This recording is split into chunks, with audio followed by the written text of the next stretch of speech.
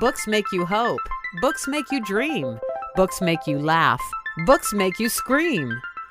This is the Books That Make You show, discussing books with authors and experts, unraveling the inner pages of all the books that help make us who we are. Welcome, everybody. My name is Desiree Duffy, and this is the Books That Make You show. And today we're talking about books that make you enter a world of ancient artifacts that you should probably not mess around with. If you're like me, you love cautionary tales that warn readers of the things that they should not go messing with. When you mix horror, suspense, along with poignant themes like family and potentially losing it all, well, then you have one of those page turners that we never want to put down. Meet P.L. Hampton. Today, he's going to regale us with the authentic familial lore that led him to write his book, Shadowland. And we're going to discover the truth behind the mysterious Yor-oo-ba Divination Board that plays as a central artifact in his novel.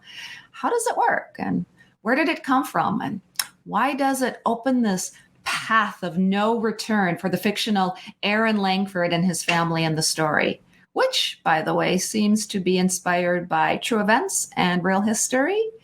PL was born and raised in Seattle and is currently a college professor and law student pursuing his JD.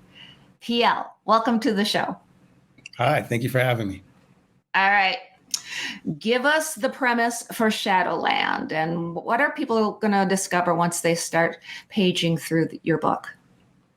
Well, hopefully they'll discover a world rich in history, particularly African-American history, a world where that's family regards into family and how it connects to each other's lives, and the evolution of a gentleman by the name of Aaron Langford and his growth as a human being and a man from a gentleman with not much faith to a gentleman who becomes very embedded in faith. Can you tell us what compels you to write? Not just this book, but you have a whole series that's coming, and we'll talk more about that. But what was the impetus for this book? Well, the impetus for this book, my wife came out of one evening. She saw a shadow in the living room, and in that shadow, she said to me, "Hey, there's someone in the living room. There's a man in the living room." And for some reason, it just sparked something in me. And of course, there wasn't. Let me make that clear. There wasn't. I was going to say, you're like, that's a great premise for a book. And she's like, but it sparked something in me. And it basically, from there, it grew. And I wanted to connect it to African history, particularly African-American history. Yeah, I love that story. It's so crazy sometimes how a moment in time can just lead you down this path. Now, as I understand it, your family contributed in other ways. Your mother, for example, she sees spirits. Is that right? Yes, she does. As a matter of fact, she told me about seeing spirits last weekend. My mother is very much a very spiritual person. She is from down south, New Orleans. And so she has some of that voodoo culture that basically originated from the trek of Africans to the United States during the slave trade, and how they took their culture and their religion and morphed it into other forms, such as what we call Santeria, hoodoo, voodoo, things in which they could disguise and keep to themselves and keep a link to their homeland and their past. It's very important in this book to tie that in and make that a central part, not only as a theme, but also somewhat a character in the book as well. So it was my mother's seeing of spirits, my mother telling me of stories of being mounted. As you know, as stated in the book, I speak of mounting and not of someone being possessed. And that comes from her stories to me about being in a spirit in ceremonies as a child and seeing someone being mounted by a spirit.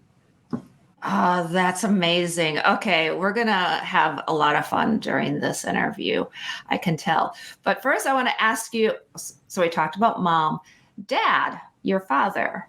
had some influence in the book as well. Would you like to talk about that? Very much so. My father encouraged me to tie in African American history and African history into this novel, rather than it just being a straight horror novel. He thought it would be a great idea to link it to African American history, the Africa dysphoria, similar to what you have. It's very much like Lovecraft Country, and how you tie in the Lovecraft Country, you tie in segregation, that era of segregation, and the effect that had in regards to African American history, along with spirituality, as well as we are familiar with James Marlin's Black Leopard and Red Wolf, in that particular novels, he does a wonderful job of taking African fables and making them into a beautiful book dealing with characters that come to life based on African lore. So I really wanted to bring that in, and he really did a good job of pushing me in that direction to bring some history to it. Mm-hmm. And you're bringing up so many great topics, and I'm going to take a deeper dive into several of them as we go further.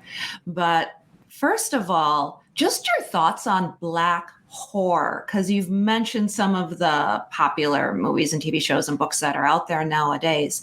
But thoughts on that and how it's evolving in today's society? I think it's beautiful to see the other stories that are being told.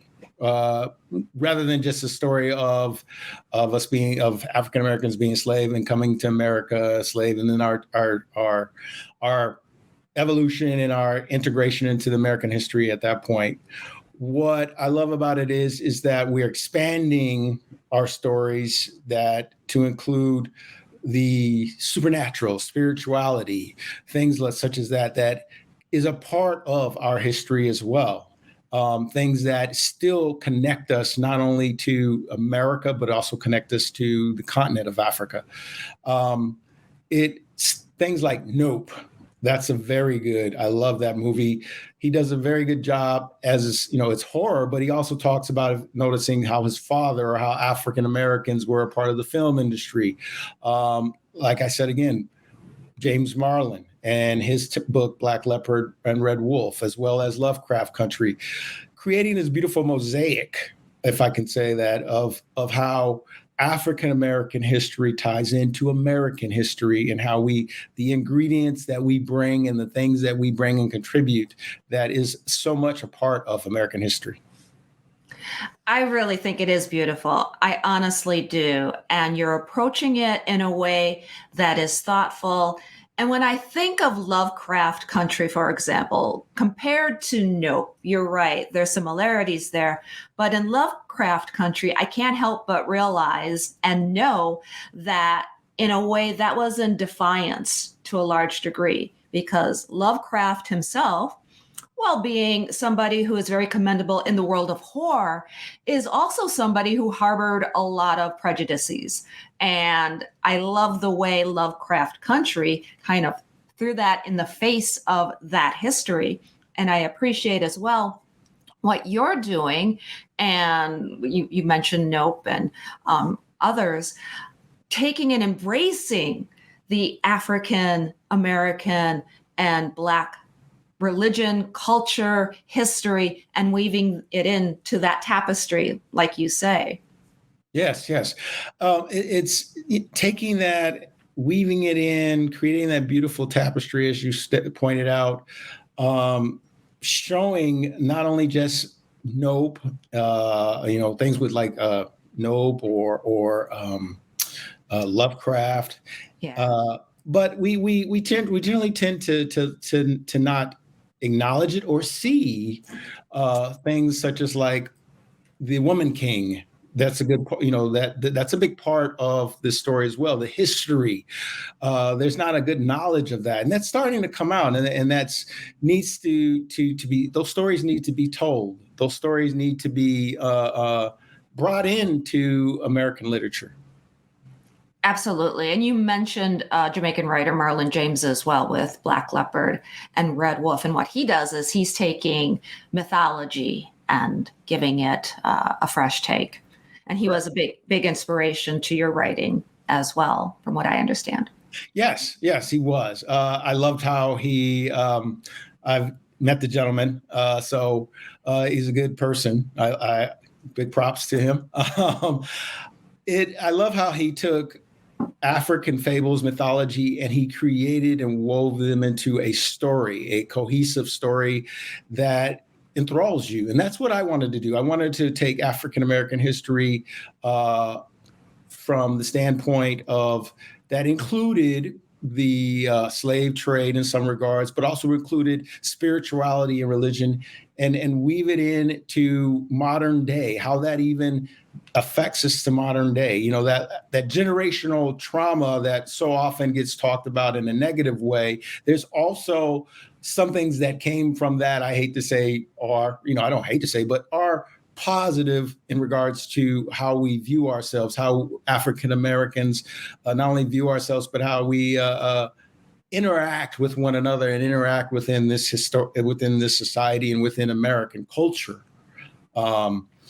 And once again, like I said, the stories that we have that are so precious to us that usually are told orally through an oral history and not usually written down. And then by that, you generally tend to lose those stories if they're not some way logged down or written down. But, so often, and particularly in my instance, I had a grandmother who would tell me my history, and it was oral.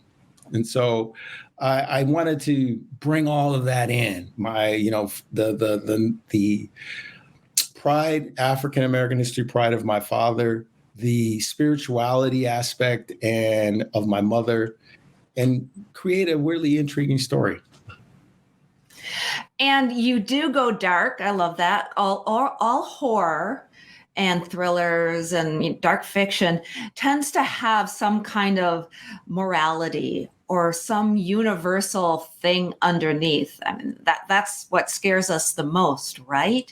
And in your case, you've used your real familial lore and history and woven it into the inspiration for your story. But the story itself, if you want to talk about your main character a little bit, because he is on the verge of losing everything. Can you set up the table a little bit and tell us what's going on actually in Shadowland? Well, the main character is Aaron Langford, and he's dealing with a lot of personal and familial issues. He is a driven individual. He's has suffered some hardships in life, some heartache, and it has caused him to really not look towards anything other than hard science and factual things that he can hold on to, reality, rational things that he can hold on to that he feels is comforting. And here he is faced with a situation where all of a sudden it doesn't make sense. It's not rational. There's things happening in his life that don't make sense. He can't automatically make a rational reason of why it's happening, but yet it is happening. And so that causes him to look inward, that causes him to question himself, that causes him to question his life and the way he's living his life.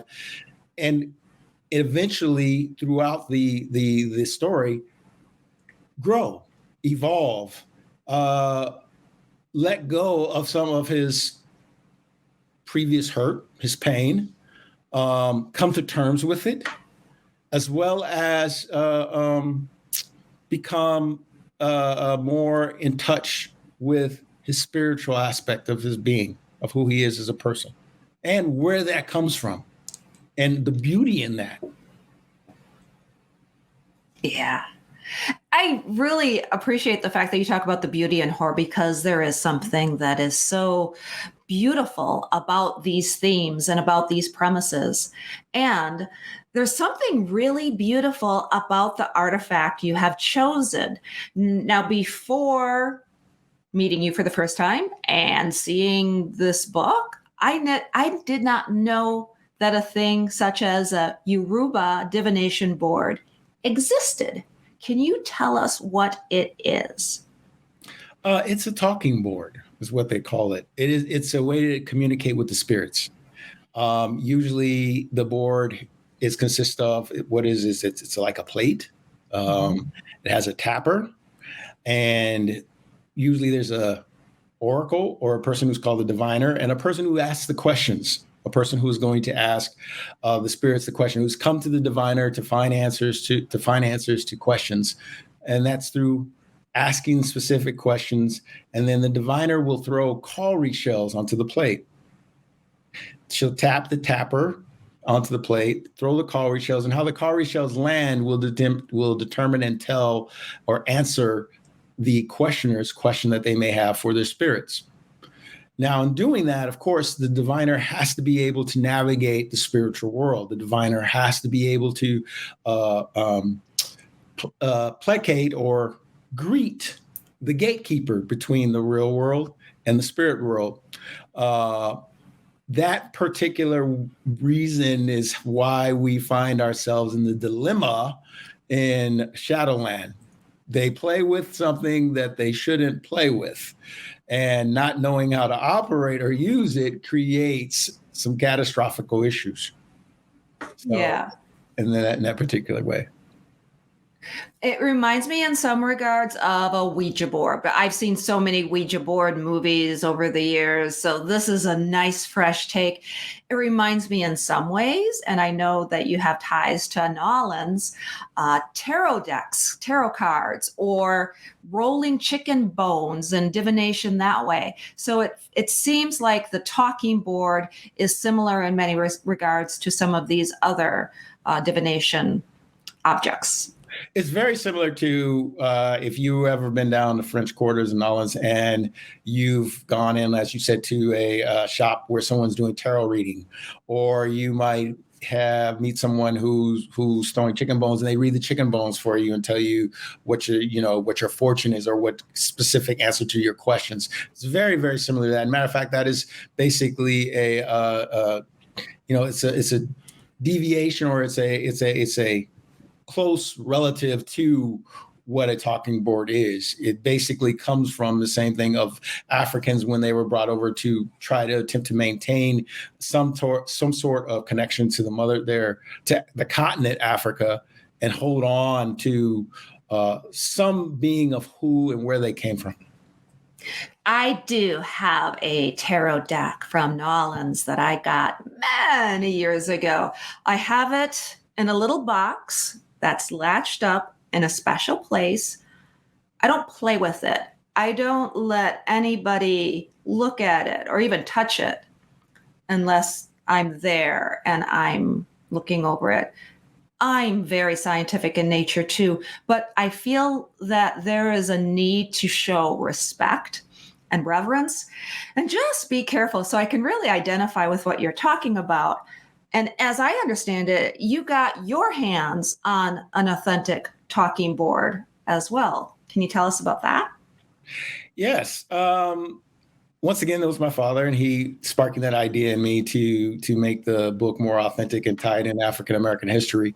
And he brought up he told me about the talking board, is what he called it. I learned to find out that it's called a divination tray or a divination board, depending on how you wish to call it. And I became fascinated by it and wanted to understand it, and did a lot of research. And through my research, I eventually found a board in Greenwich Village. And I was held by an art collector. I called the art collector. We talked about the board, and I wanted to make sure it was authentic. And eventually I got my hands on it. I like you and the tarot cards. I have it. I don't play with it. I also very much believe in spirits. I do believe in spirits, and I do believe that certain things shouldn't be played with, and not just played with and not it's not a toy. Put it that way. It's not a toy. I don't want to unleash any bad spirits, any bad juju, as we like to call it. I want to make sure that I give its reverence and respect. Yeah, I understand totally. Now, do you hold it? Have you held it? Do you have it packed away? How do you store or keep it? I have it in my house. I have it out. It's not, though, somewhere where anyone can easily play with it or see it, but it is out. It is a beautiful piece of work. It's the intricate details of the artwork on the edges of the plate is very beautiful. So it's not only is it something that needs to be respected and revered. It is a beautiful piece of carving, a beautiful piece of work. And it's made out of, when you go in deeper into it, you'll realize that it's made out of a particular wood that's meant to ward off evil spirits, and it's intended to be able to channel the spirits through the board to the diviner, the oracle, more easier, better conduit. Yeah. Oh, fascinating. Wonderful stuff. Really cool that was your inspiration. You mentioned your mom before, that she sees spirits, and then you kind of mentioned it, and then we took a different turn. So I'm going to circle back. Your mom recently saw spirits and she was telling you about it. So she's still seeing spirits nowadays? Yes. My mother has always seen spirits. She's always told me and my brother stories about spirits. She basically, she sees them, and she sees good spirits and she sees bad spirits. And she has had this throughout her life, which is kind of also impetus or kind of woven into the story. She's had this shadow that is not a good spirit, but a shadow that always, she says, she can see that lingers over her as a kid and as she's grown up. Like when she's always tells me how she's done the dishes one time, and the shadow would look into the window while she's doing the dishes. But she has this sense, of the spiritual world. She has a great connection to that. My entire mother's side does. And my mom is the one who's from New Orleans. So she has a very connectedness to spirituality, to understanding certain things just isn't supposed to be played with. Certain things it's just not supposed to be disturbed. In your writing and your writing journey, I should say, what have you discovered about yourself or the process that you might want to share with other writers, especially anybody who's interested in writing dark fiction? First of all, I love dark fiction. I love the places it can take me. I love how creative I can be there. I love how I can weave in, fiction period. I love how I can weave in historical events into my fiction and make them a part of the story. So it's like my character is actually there, living in that part, living in that particular instance, in that particular event. I love how it can take you anywhere. I guess I like to say your imagination can run free and it's not confined. I love how everything about it can create such a rich and enriching, engrossing story. So my process is basically I start to write. I just write whatever comes to mind on the page, and then I let it take me where it wants to go. I don't try to force it. I just be free with it. And it's very freeing. It's very enlightening. It's very spiritual for me as well, the writing process. And anyone who's wishing to get into that area, I highly recommend following your heart and writing what you want to write and what comes natural to you, and not trying to fit into a box the publishing industry may wish to fit you in. As you know, my literature, my book is not really that easily can fit into one specific genre because it's dealing with so many aspects. It's dealing with the human condition. It's dealing with spirituality. It's dealing with family issues, family life, home, history. Yeah. Well, It is really cool how you have several genres woven into one. And I think that just speaks to the depth and the thoughtfulness and the intricacies that you put into your storytelling, the fact that you do have several genres. And I want to highlight again, one of the things that you said that you've done for your research is listening to the oral history. And I would have to imagine too that other authors such as yourself to consider that. That might be not be one of the research methods that a lot of writers think about or go to. We're Googling, right? Or maybe we go to the library, or maybe we're reading other books in the same genre with the same themes. But a lot of times it might be easy to overlook that oral history. But as you've said, it's so important. And if you're not capturing it now, then it might go away. Most definitely. And I'm glad you brought that up because my own personal oral history is so much in this book. Just the stories that have been told to me that have been passed down to generations on both sides of my family. My mother's spirituality and my mother's seeing of spirits and the things that she's telling me is about spirits, how all of that managed to come together and converge into this novel.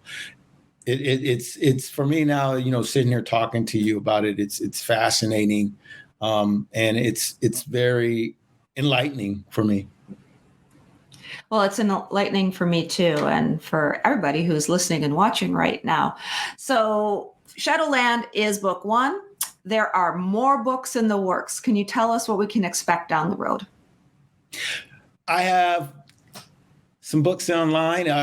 Some books on my mind. I want to make this a series. I want to further develop characters in Shadowland and have their own stories told. They kind of pop into Shadowland, and they're such interesting characters. I think they deserve their own backstory, their own rich story that tells of how they even came to that point in Shadowland. I